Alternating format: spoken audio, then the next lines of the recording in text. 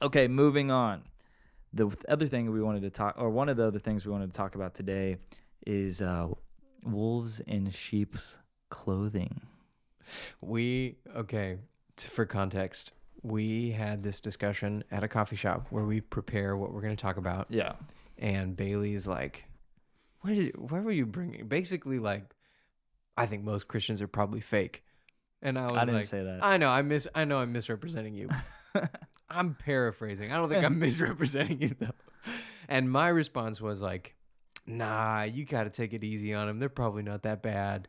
And it's funny because we have really diverged on that. Mm. 6 months or a year ago, we probably would have said more or less the same thing. So so how if that was a misrepresentation, what would you say? So I will make my case, and then you can rebut it if you want.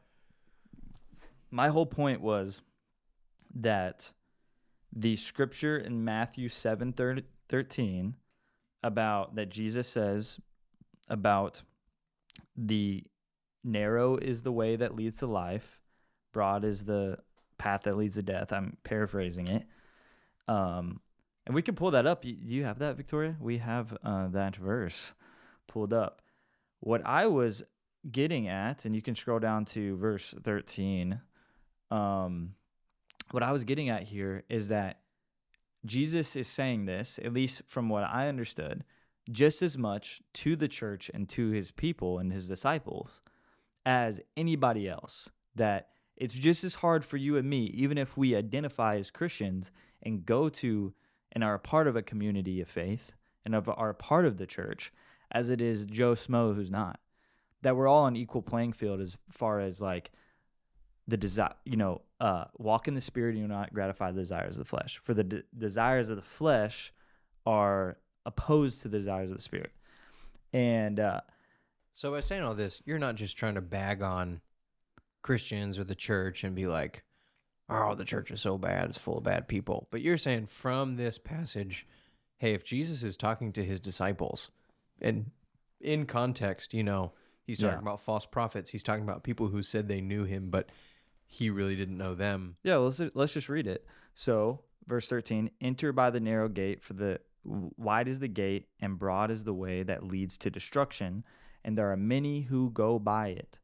Because narrow is the gate and difficult is the way which leads to life, and there are few who find it. And my point was, okay, well, hey, that may be talking generally about the broader population, sure, and the people in the church are the people going by the narrow gate, and the people outside the church are the people going by the broad gate. And so he's not saying there's only a narrow gate inside the church, but there's a narrow gate and it is the church.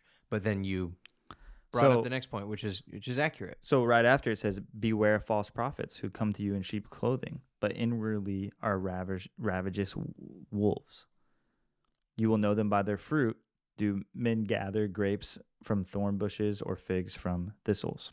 Even so, every good tree bears good fruit, but a bad tree bears bad fruit. And so often we talk about these scriptures out of right there. context. You got the heading. The narrow way. Right. And mentally you break it up. Exactly. But he is talking about the same. And so you'll hear whole sermons about one section of this and not notice it's all connected. Now, if you scroll to the top, this is the point that I almost left out. And this was my... Scroll all the way to the top. All the way. Verse 1. Judge not that you be not judged. For with what judgment you judge, you will be judged. And when I talked about how we had broken, I think that was my break. Is I just don't know. You gonna hear my conclusion? And to paint with broad brushes, like, oh, all you people who are messing up, you're this. And to label them that, I think that is exactly what that verse is saying. It's to label and condemn, and I just don't. Here's what I'm fighting against, is I feel like I was used to being in a culture that just assumed if you were at church, you were one of us. And there's so many scriptures, including some of these, which insinuate, hey, there's probably some bad people among you. So beware of these people. Then I think of other versus like let the weeds and the wheat grow together. Right. Because you might accidentally cut one down. And so I'm not saying we go, and investigate each person that's a part of these communities. The fruit detectives. But that we have a proper expectation of what we're getting into when we call ourselves part of the church. Because I think often we expect, this person calls themselves a pastor. This person calls themselves a prophet. This person calls themselves an apostle. This person calls himself my friend or my brother. And then a few years pass, you get betrayed, and you're like, I thought Christians were different. And now you skedat out of this thing called the church community because you expected everybody to actually be saved that was a part of this thing. And I think the conclusion that I've come to recently is that, hey, it's a mixed bag no matter what. Yeah. But you're still commanded to be a part of it. Right. And I think you can even add to that a really painful... there's two, you could say, hey, you look at a perfect church. I think what Jesus is saying would even apply to a church that looks really good, that's really nice to be a part of, that's growing, and the worship is great, and you laugh with your small group, and everything's perfect. And what Jesus is saying is even in a place like that, there can be people hiding among you who are not good people. Mm-hmm. And I think that what we're dealing with today would not even be in most cases, hey, this church looks really good, but watch out, there are people among you who are not really good people. I think what we're dealing with today is just like people are so immature, if they're even Christians at all. But and so I would try to take the judge not and just say like, man, they're so immature. There's so little discipleship. And I don't even know if you would say like, oh, all those people are wolves in sheep clothing. I would just say like, nobody has trained them. Nobody has taught them. Totally. Nobody has helped them, which, I think maybe this isn't the point, but I think that rests on the pulpit, solely on the leadership. I 100% agree that there's way more pressure on leadership, and leadership has definitely failed. And that's what spurred this whole discussion, is seeing over the last couple of years, just pastor after pastor after pastor. Oh, you've been involved in sexual sin the entire time? You've been in ministry? I could never believe that. I listened to hundreds of hours of your sermons or whatever, like fill in the blank teacher, person that's listening to them, whatnot. And it really damages people. My question and what I'm wondering is like, we there's institutions that we call church, right? There's buildings that we call the church. And then there's the brothers and people that you potentially or should gather together in each other's homes and break bread together. The assembly, which is the church. And my fear is that oftentimes we're so quick to, and I don't know if there's any way around this, just by being like pure-hearted, childlike, trusting, says, Corinthians, it's like, love trusts all things. But my whole thing is like, from what I can tell, just about anybody could act like a solid pastor and be elevated as a good speaker in today's Christian climate. Explain more what you mean. Like, for instance, if you can elevate yourself up to the top of this construction of 501c3 church label pastor thing without having good character but being skilled in what you do. Or you can join into the fun and never have the Lord actually transform your life and your heart, and you have bad motive the whole time. And you've heard this in lots of people's testimony. I grew up in church, but it wasn't until this moment when I really decided to make Jesus the Lord of my life, and my heart was changed. And so what I'm trying to discern is, how do you actually, there might not be a way. I think we just, have to love people, but just because someone says something, thus says the Lord, or I hear from God, doesn't actually mean they do. It doesn't mean they don't, but it doesn't mean they do. And so how would you take that? How would you discern like how to handle that? I think that there actually is a really easy answer. And what actually, sorry, I shouldn't say easy. I should say simple. I think there is a really simple answer. Fall in love with small. Yeah. There are no armchair pastors. Even us right now. Do you know what I mean? Like, you can be like, well, what that guy should have done and what this guy should have done and how to, you know what I mean? You can think all day long about what you could do or should do, hypothetically, theoretically, theologically. Yeah.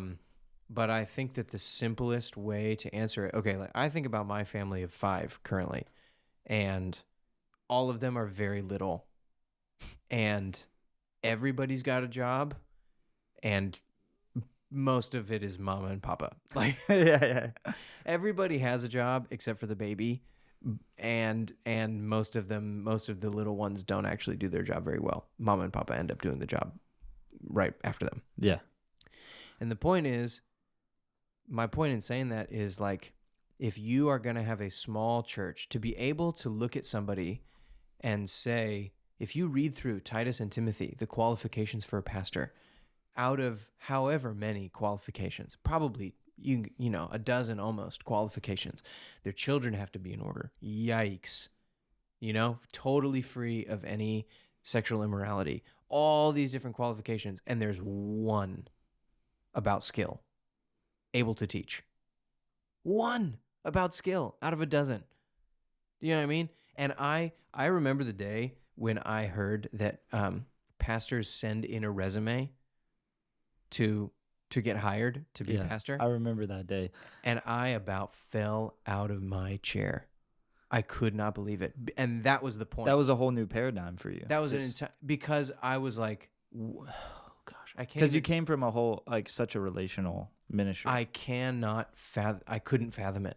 Yeah. That, well, and even biblically, to say, like, Titus and Timothy, that you would have this total stranger come in and give you a resume of what they can do, and then you would put that guy in the pulpit. I don't know why I make fun of Jordan so much, but I just imagine a guy in a bomber jacket with a t-shirt, with a fade, and like khaki pants with Jordans on, just be like showing up to the early church. Yeah, and it's like, I'm in charge now, guys. Hey, look at my resume. I grew a church from 2 people to 600. And it's like, great. 1 out of 12 is based on skill, able to teach. You think the problem is idolatry? I think the problem, and here's the thing. You can blame pastors all you want for the laity distinction. Yeah. Be like, it's pride, it's narcissism, it's whatever. But all the lay people too want it just want it just as bad. Yeah. They want to hand over that power, I should not say power, I should say responsibility, to the guy who can do the stuff on the stage to be entertained. I mean, I don't want to cheap shot anybody. Yeah. And claim that that's well, and part of it is just that's the culture people were brought into. Totally. That's what they know. That's sure. That's just what they know. So that's what I mean. The fix is simple. You want a pastor who you can trust. You probably can't be a part of a church that's bigger than like 150, 250. Period. You probably cannot. Explain that. Because I bet you there's some people watching. Psychologically, sociologically, a person's relationships max out at about 150. That's what I've come to understand. At about 150, your ability to relationally be able to connect everybody and know everybody and how they're connected and how they're doing taps out.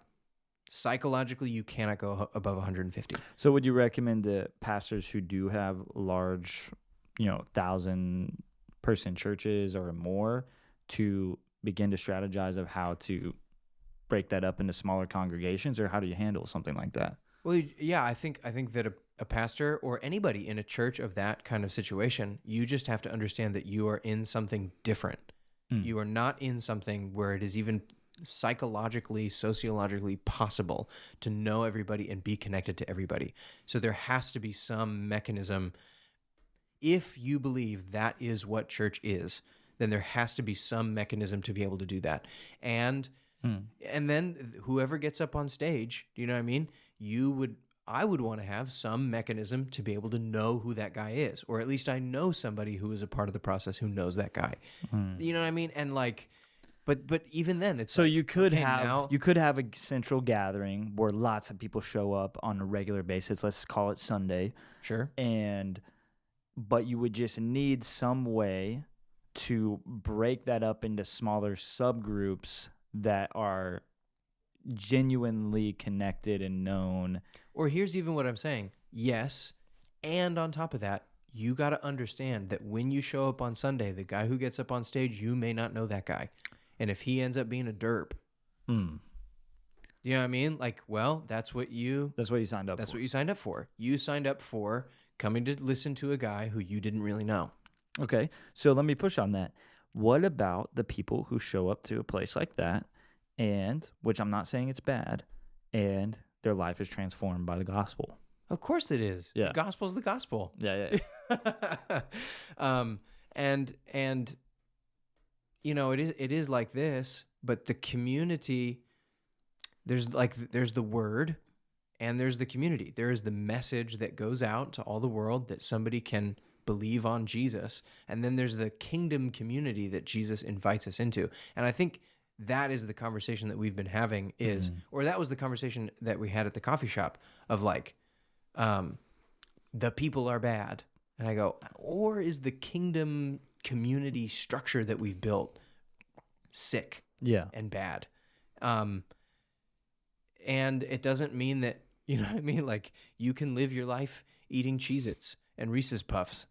What is the quality of life that you will have eating Cheez-Its and Reese's Puffs? Not very good, but you know, you probably, your body will keep functioning, like you keep breathing. So it could be done in a healthy way where you have like some central gathering, and as long as you raise up multiple pastors and elders to steward certain segments of people, you could have a healthy. And I think now we're getting into like everybody has to look at their assembly and decide.